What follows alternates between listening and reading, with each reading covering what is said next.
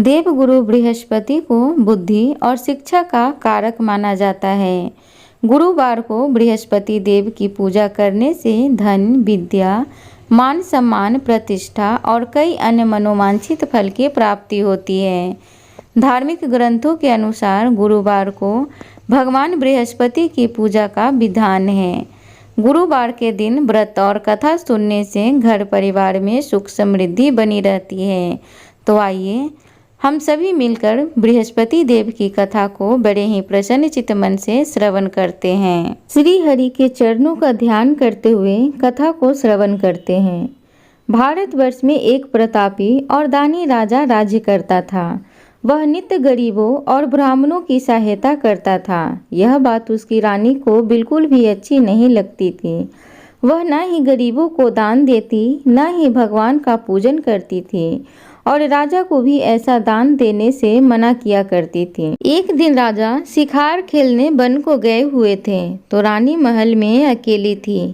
उसी समय बृहस्पति देव साधु भेष में राजा के महल में भिक्षा के लिए गए और भिक्षा मांगी तो रानी भिक्षा देने से इनकार किया और कहा, हे साधु महाराज, मैं तो दान पुण्य से बिल्कुल भी तंग आ गई हूँ। मेरा पति सारा धन लुटाते रहते हैं। मेरी इच्छा है कि हमारा धन नष्ट हो जाए और फिर न रहेगा बांस और न बजेगी बांसुरी। साधु ने कहा, हे देवी, तुम तो बड़ी ही विचित्र हो। धन संतान तो सभी चाहते हैं, पुत्र और लक्ष्मी तो पापी के घर भी होने चाहिए। यदि तुम्हारे पास अधिक धन है तो भूखों को भोजन दो, प्यासों के लिए प्याऊ बनवाओ, मुसाफिरों के लिए धर्मशाला खुलवाओ।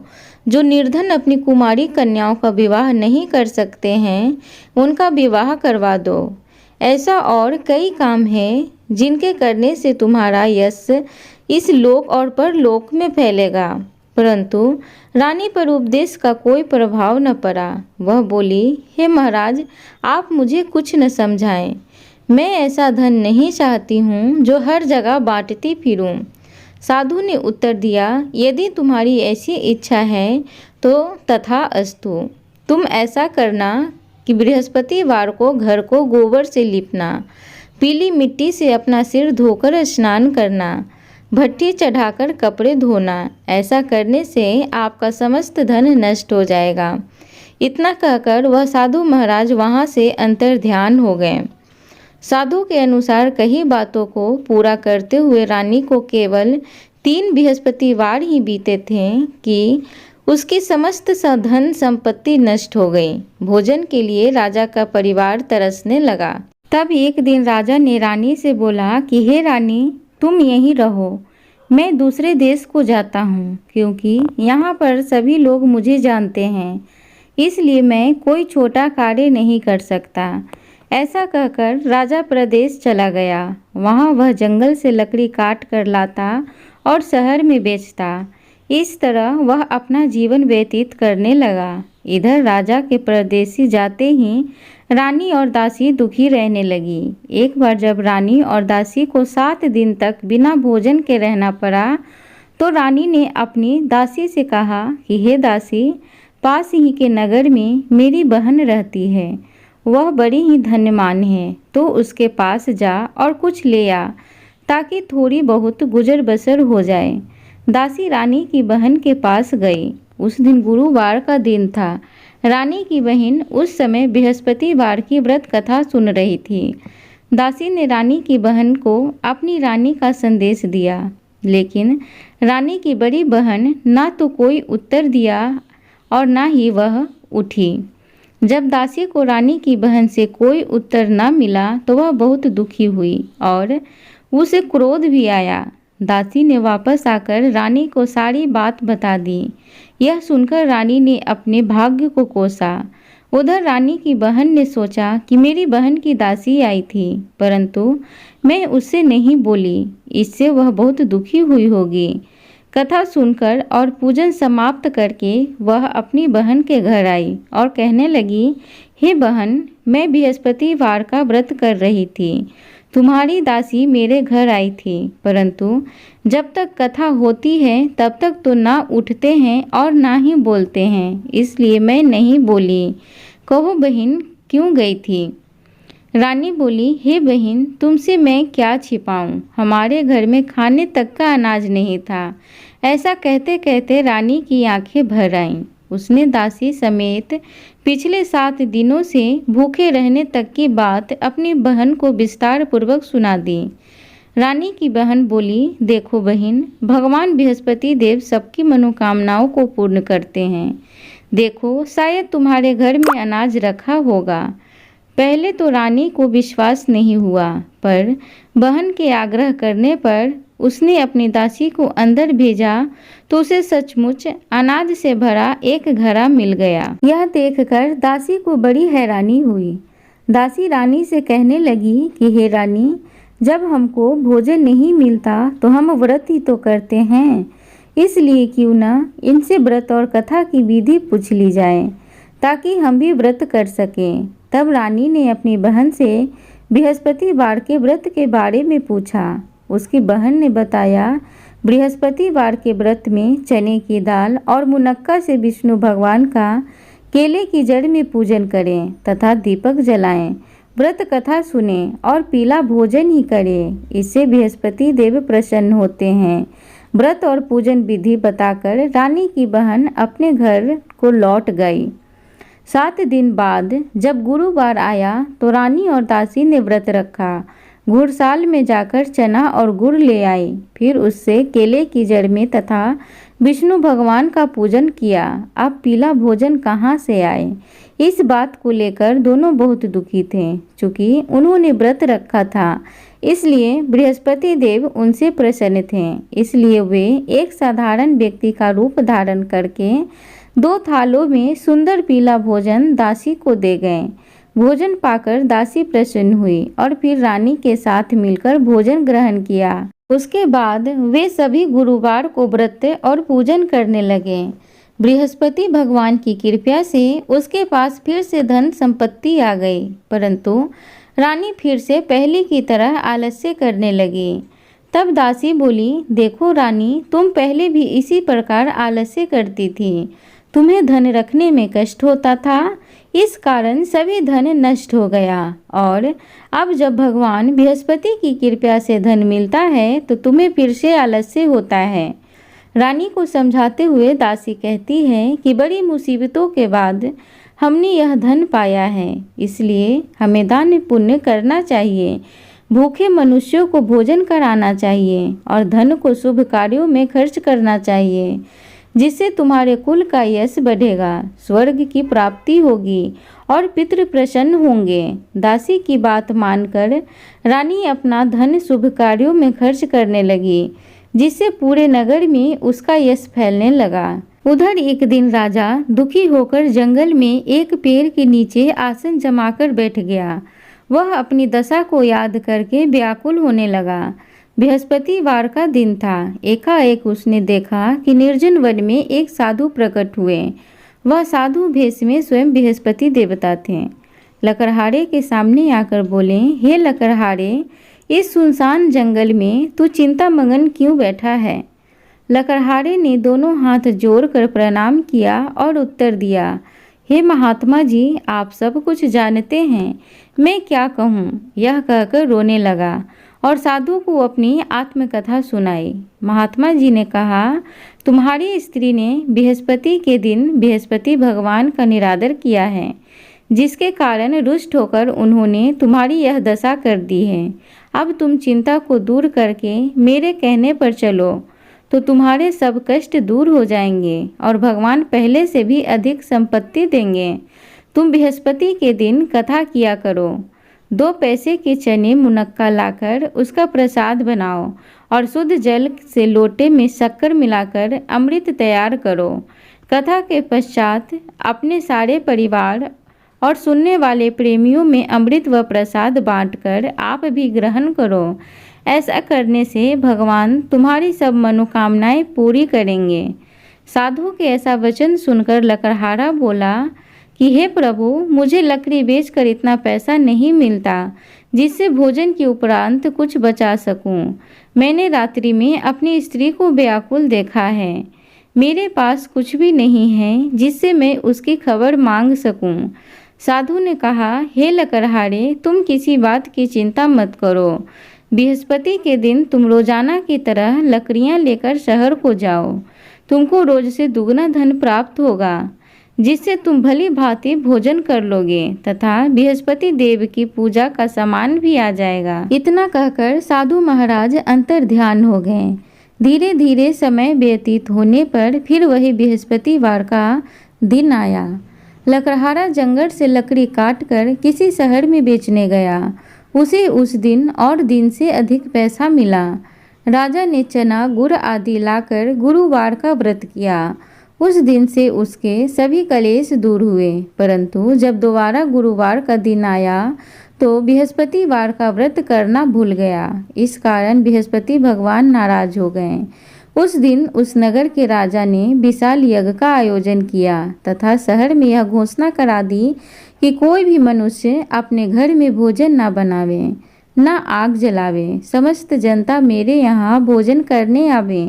इस आज्ञा को जो न मानेगा उसे फांसी की सजा दी जाएगी। इस तरह की घोषणा संपूर्ण नगर में करवा दी गई। राजा की आज्ञा अनुसार शहर के सभी लोग भोजन करने गए, लेकिन लकड़हारा कुछ देर से पहुंचा, इसलिए राजा उसको अपने साथ घर लिवा ले गए और ले जाकर भोजन करा रहे थे तो रानी की दृष्टि उसी खूंटी पर पड़ी जिस पर उसका हार लटका हुआ था। वह वहां पर दिखाई नहीं दिया। रानी ने निश्चय किया कि मेरा हार इस मनुष्य ने चुरा लिया है। उसी समय सिपाहियों को बुलाकर उसको कारागार में डलवा दिया। जब लकड़हारा कारागार में पड़ गया और बहुत दुखी होकर विचार करने लगा कि न जाने कौन से पूर्व जन्म के कर्म से मुझे यह दुख प्राप्त हुआ है, और उसी साधु को याद करने लगा जो कि जंगल में मिला था। उसी समय तत्काल बृहस्पति देव साधु के रूप में प्रकट हुए और उसकी दशा को देखकर कहने लगे कि अरे मूर्ख, तूने बृहस्पति देव की कथा नहीं करी, इस कारण तुझे दुख प्राप्त हुआ है। अब चिंता मत कर। बृहस्पतिवार के दिन कारागार के दरवाजे पर 4 पैसे पड़े मिलेंगे। उनसे तू बृहस्पति देव की पूजा करना, तेरे सभी कष्ट दूर हो जाएंगे। बृहस्पति के दिन उसे 4 पैसे मिले। लकड़हारे ने कथा कही। उसी रात्रि को बृहस्पति देव ने उस नगर के राजा को स्वप्न में कहा, हे राजा, तूने जिस आदमी को कारागार में बंद कर दिया है वह निर्दोष है, वह राजा है, उसे छोड़ देना।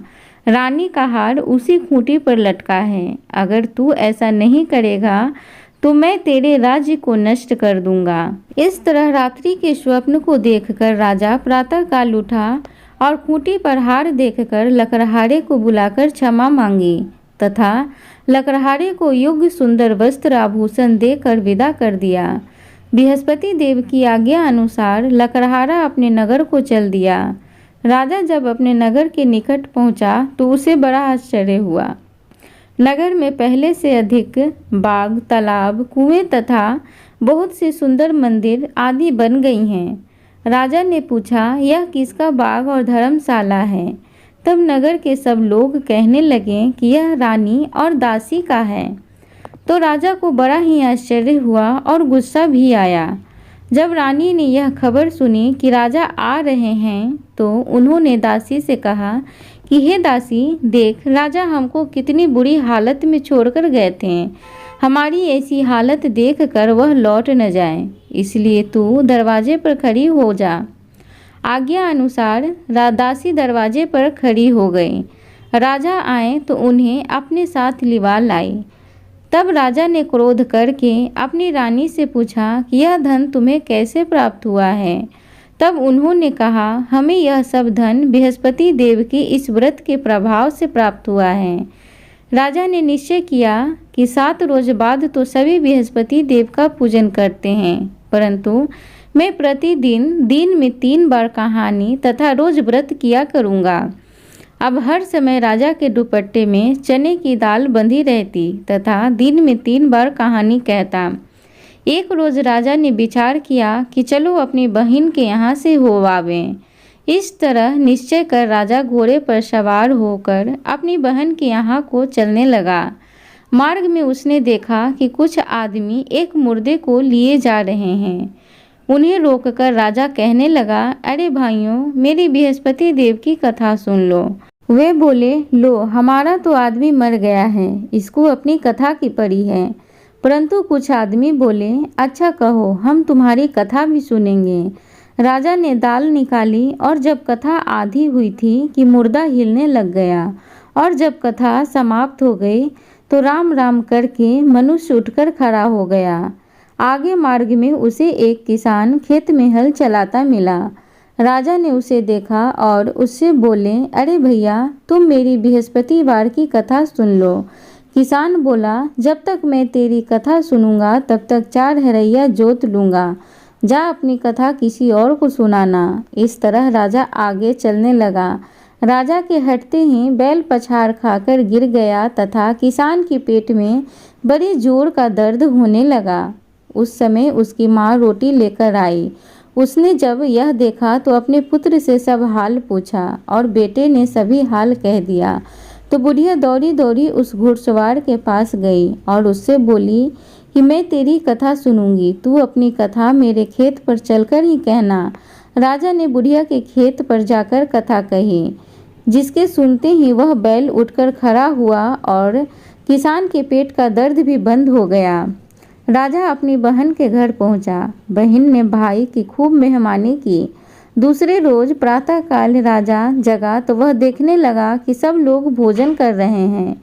राजा ने अपनी बहन से कहा कि ऐसा कोई मनुष्य है जिसने भोजन नहीं किया हो, मेरी बृहस्पतिवार की कथा सुन ले।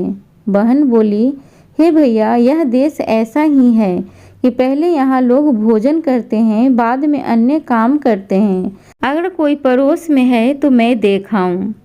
वह ऐसा कहकर देखने चली गई, परंतु उसे कोई ऐसा व्यक्ति नहीं मिला जिसने भोजन न किया हो। अतः वह एक कुम्हार के घर गई जिसका लड़का बीमार था। उसे मालूम हुआ कि उनके यहाँ 3 रोज से किसी ने भोजन नहीं किया है। रानी ने अपने भाई की कथा सुनने के लिए कुम्हार से कहा। वह तैयार हो गया। राजा ने जाकर बृहस्पतिवार की कथा कही, जिसको सुनकर उसका लड़का ठीक हो गया। अब तो राजा की प्रशंसा होने लगी। एक रोज राजा ने अपनी बहन से कहा कि हे बहन, हम अपने घर को जाएंगे, तुम भी तैयार हो जाओ। राजा की बहन ने अपनी सास से कहा। सास ने कहा, हाँ चली जा, परंतु अपने लड़कों को मत ले जाना, क्योंकि तेरे भाई के कोई औलाद नहीं है। बहन ने अपने भैया से कहा, हे भैया, मैं तो चलूंगी पर कोई बालक नहीं जाएगा। राजा बोला, जब कोई बालक नहीं चलेगा तब तुम ही क्या करोगी चल के। बड़ी दुखी मन से राजा अपने नगर को लौट आया। राजा ने अपनी रानी से कहा कि हम निर्वंशी हैं, हमारा मुख देखने का धर्म नहीं है और कुछ भोजन आदि नहीं किया। रानी बोली, हे प्रभु, बृहस्पति देव ने हमें सब कुछ दिया है, वह हमें औलाद भी अवश्य देंगे। उसी रात को बृहस्पति देव ने राजा से स्वप्न में कहा, हे राजा, उठ, सभी सोच त्याग दे, तेरी रानी गर्भ से है। राजा को यह बात सुनकर बड़ी खुशी हुई। 9वें महीने में उसके गर्भ से एक सुंदर पुत्र पैदा हुआ। तब राजा बोला, हे रानी, स्त्री बिना भोजन के रह सकती है, पर बिना कहे नहीं रह सकती। जब मेरी बहन आवे तुम उससे कुछ मत कहना। रानी ने सुनकर हाँ कर दिया। जब राजा की बहन ने यह शुभ समाचार सुना तो वह बहुत खुश हुई तथा बधाई लेकर अपने भाई के यहाँ आई। तभी रानी ने कहा, घोड़ा चढ़कर तो आई नहीं, गधा चढ़ी आई। राजा की बहन बोली, भाभी, मैं इस प्रकार न कहती तो तुम्हें औलाद कैसे मिलता।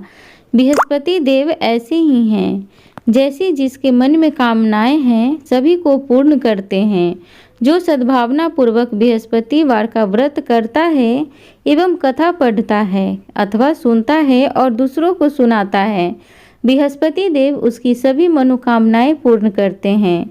भगवान बृहस्पति देव उसकी सदैव रक्षा करते हैं। संसार में जो मनुष्य सद्भावना से भगवान जी की पूजन व व्रत सच्चे हृदय से करते हैं तो उनकी सभी मनोकामनाएं पूर्ण करते हैं।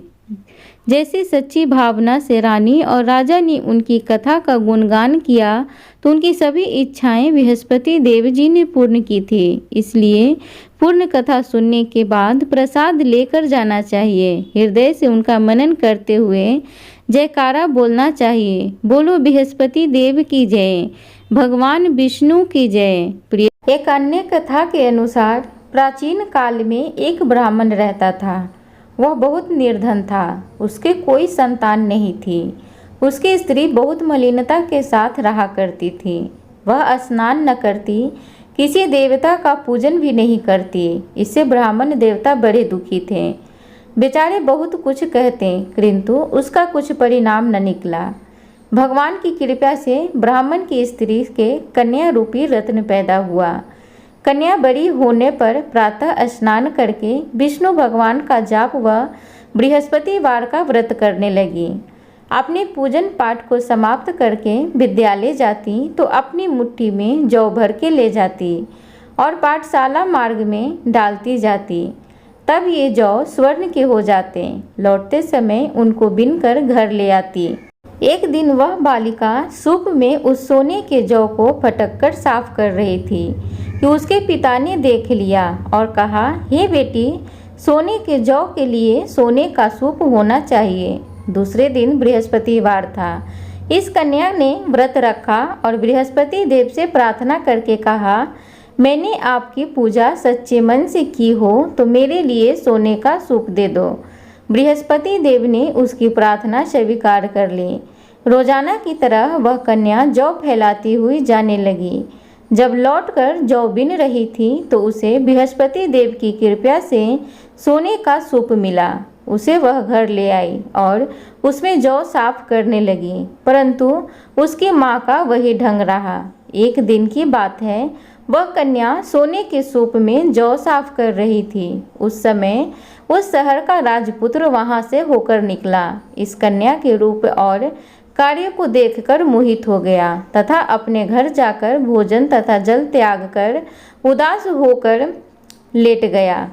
राजा को इस बात का पता लगा तो वह अपने प्रधानमंत्री के साथ उसके पास गए और बोले, हे बेटा, तुम्हें किस बात का कष्ट है? किसी ने अपमान किया है अथवा और कारण हो सो कहो, मैं वही कार्य करूँगा जिससे तुम्हें प्रसन्नता हो। अपने पिता की राजकुमार ने बातें सुनी तो वह बोला, मुझे आपकी कृपा से किसी बात का दुख नहीं है और किसी ने मेरा अपमान भी नहीं किया है, परंतु मैं उस लड़की से विवाह करना चाहता हूँ जो सोने के सूप में जौ साफ कर रही थी। यह सुनकर राजा आश्चर्य में पड़ा और बोला, हे बेटा, इस तरह की कन्या का पता तुम ही लगाओ, मैं उसके साथ तेरा विवाह अवश्य ही कर दूंगा। राजकुमार ने उस लड़की की घर का पता बतलाया। तब मंत्री उस लड़की के घर गए और ब्राह्मण देवता को सभी हाल बतलाया। ब्राह्मण देवता राजकुमार के साथ अपनी कन्या का विवाह करने के लिए तैयार हो गए तथा विधि विधान के अनुसार ब्राह्मण की कन्या का विवाह राजकुमार के साथ हो गया। कन्या के घर से जाते ही पहले की भांति उस ब्राह्मण देवता के घर में गरीबी का निवास हो गया। अब भोजन के लिए भी अन्न बड़ी मुश्किल से मिलता था। एक दिन दुखी होकर ब्राह्मण देवता अपनी पुत्री के पास गए। बेटी ने पिता की दुखी अवस्था को देखकर अपनी माँ का हाल पूछा। तब ब्राह्मण ने सभी हाल कहा। कन्या ने बहुत सा धन देकर अपने पिता को विदा कर दिया। इस तरह ब्राह्मण का कुछ समय सुखपूर्वक व्यतीत हुआ। कुछ दिन बाद फिर वही हाल हो गया। ब्राह्मण फिर अपनी कन्या के यहाँ गया और सारा हाल कहा तो लड़की बोली, हे पिताजी, आप माता जी को यहाँ लिवा लाओ, मैं उसे विधि बता दूंगी जिससे गरीबी दूर हो जाए। वह ब्राह्मण देवता अपनी स्त्री को साथ लेकर पहुँचे तो अपनी माँ को समझाने लगी, हे माँ, तुम प्रातःकाल प्रथम स्नान आदि करके विष्णु भगवान का पूजन करो तो सब दरिद्रता दूर हो जाएगी। परंतु उसकी माँ ने एक भी बात नहीं मानी और प्रातःकाल उठकर अपनी पुत्री के बच्चों का जूठन को खा लिया। इससे उसकी पुत्री को बहुत गुस्सा आया और एक रात को कोठरी से सभी सामान निकाल दिया और अपनी माँ को उसमें बंद कर दिया। प्रातःकाल उसे निकाला तथा स्नान आदि करा के पाठ करवाया तो उसकी माँ की बुद्धि ठीक हो गई और फिर प्रत्येक बृहस्पतिवार को व्रत रखने लगी। इस व्रत के प्रभाव से उसके माँ बाप बहुत ही धन्यवान और पुत्रवान हो गए और बृहस्पति देव के प्रभाव से इस लोक में सुख भोग कर स्वर्ग को प्राप्त हुए। सब बोलो विष्णु भगवान की जय, बोलो बृहस्पति देव की जय। प्रिय भक्तगण, आप सबसे उम्मीद करूंगी आज की बृहस्पति देव की कथा आप सबको अच्छी लगी हो, तो कृपया चैनल को जरूर से जरूर सब्सक्राइब करें, वीडियो को लाइक करें, कमेंट बॉक्स में हरि नाम का जयकारा जरूर लगाएं। धन्यवाद।